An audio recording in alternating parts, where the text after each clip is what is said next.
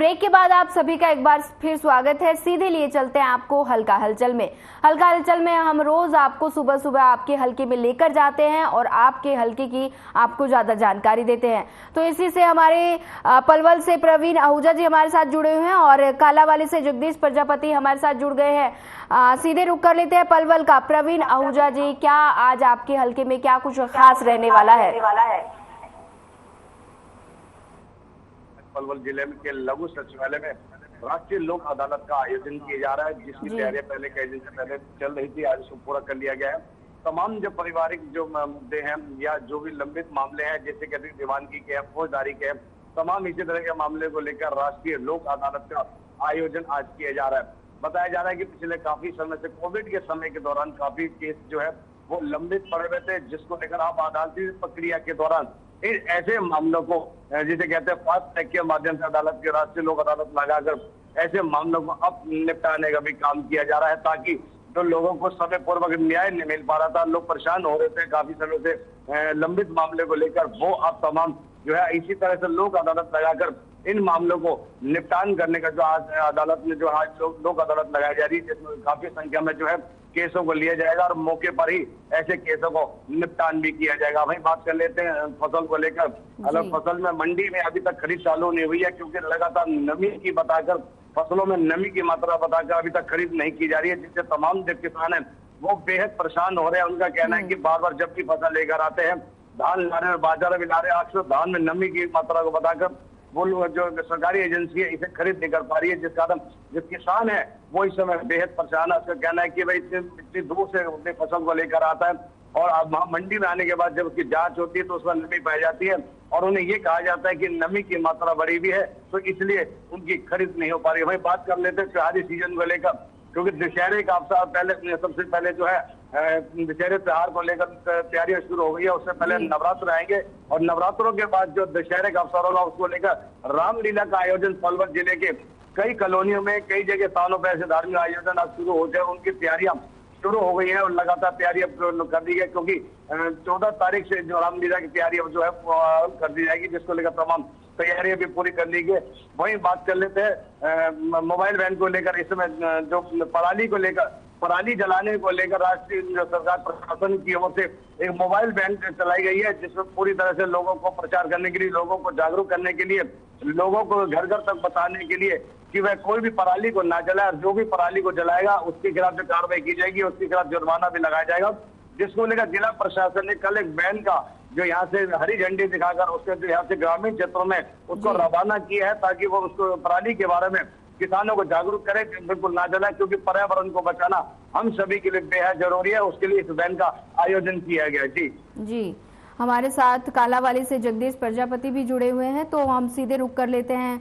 जगदीश प्रजापति जी, आज आपके हल्के में क्या कुछ खास रहने वाला है?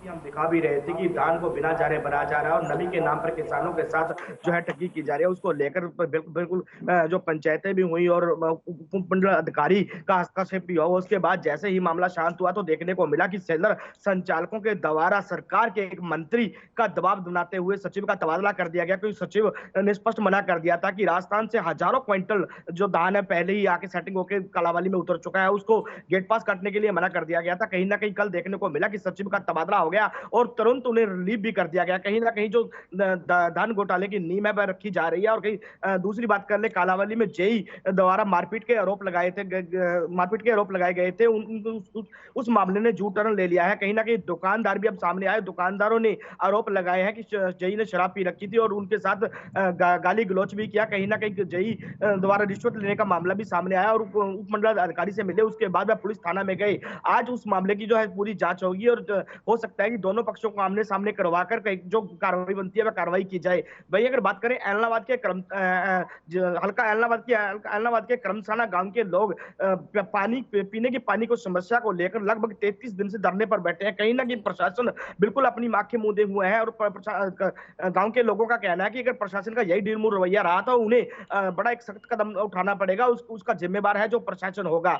अगर बात करें राजनीतिक हलचल की, तो 2024 के चुनाव को लेकर सभी पार्टियां मैदान में उतरती नजर आ रही है। आम आदमी पार्टी की बात करें तो आम आदमी पार्टी गांव-गांव जाकर लोगों से मुलाकात करने का काम कर रही है। भाई कांग्रेस पार्टी की बात करें तो कांग्रेस पार्टी के विधायक व कार्यकर्ता लोगों से मुलाकात कर रहे हैं और जो लोग उनसे रुष्ट हैं उनको मनाने का काम उनकी ओर से किया जा रहा है।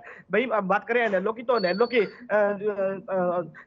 जो पद यात्रा है वह जल्दी कालावाली हल्के के कई गांव में आ रही है। उसको लेकर कार्यकर्ताओं में काफी उत्साह देखने को मिल रहा है और कार्यकर्ता एक दूसरे को निवेदन करते नजर आ रहे हैं कि पद यात्रा में ज्यादा से ज्यादा पहुंचे और लोगों को साथ जोड़ने का काम उनकी ओर से किया जा रहा है। भाई भाजपा की बात करें तो भाजपा के प्रतिनिधि पूर्व विधायक बलकौर सिंह गांव-गांव जाकर लोगों से मुलाकात कर रहे हैं और लोगों को जो भाजपा में विकास कार्य किए हैं उनका बखान करते नजर आ रहे हैं। जी सोनिया जी, तो हमारे साथ पलवल से प्रवीण आहूजा भी जुड़े हुए हैं। प्रवीण आहूजा जी, डेंगू के मामले लगातार बढ़ते जा रहे हैं, तो प्रशासन की क्या खास इंतजाम किए गए हैं डेंगू को लेकर?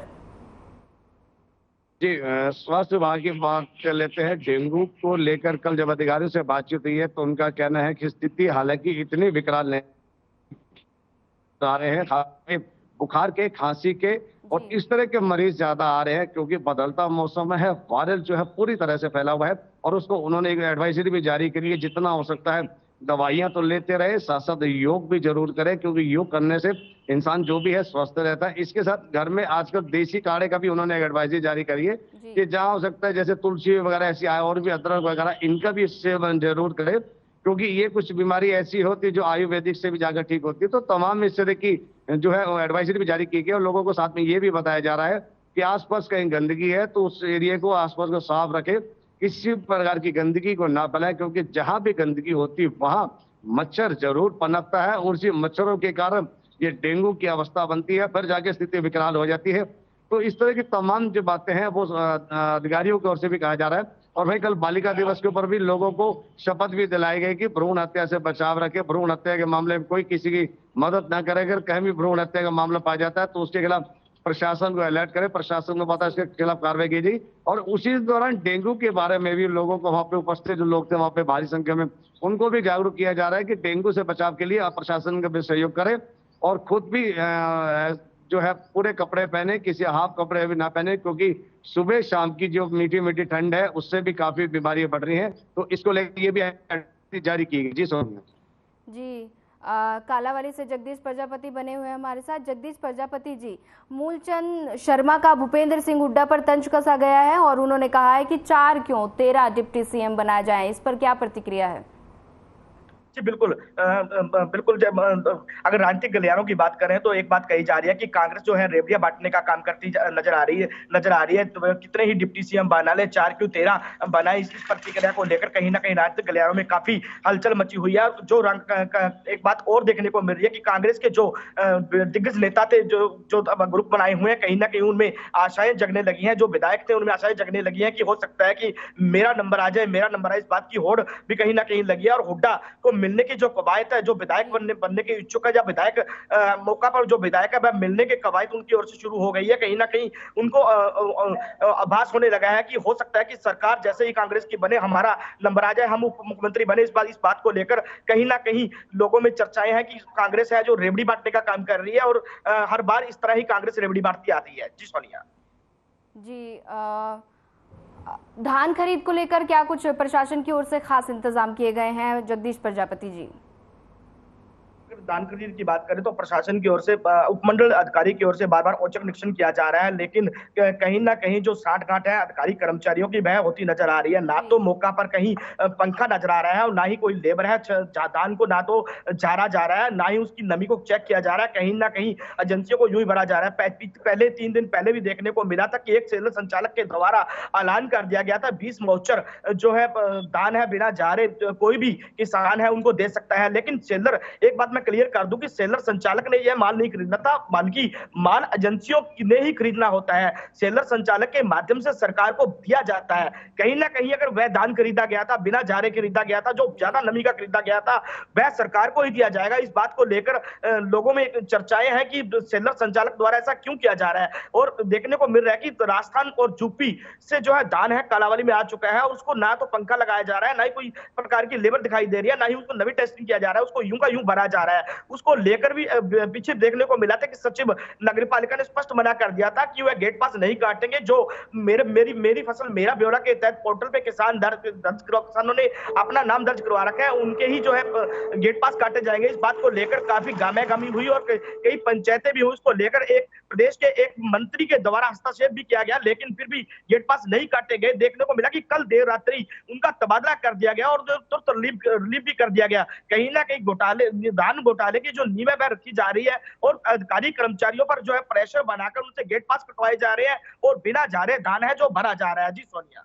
जी परवीन आहूजा जी और जगदीश प्रजापति जी, आपका धन्यवाद ज़्यादा जानकारी साझा करने के लिए। इसी तरह हम रोज आपको आपके हलके में लेकर जाते हैं और आपके हलके की ज़्यादा जानकारी देते हैं। फिलहाल मुझे दीजिए इजाजत, ज़्यादा खबरों के लिए बने रहिए हमारे साथ। नमस्कार।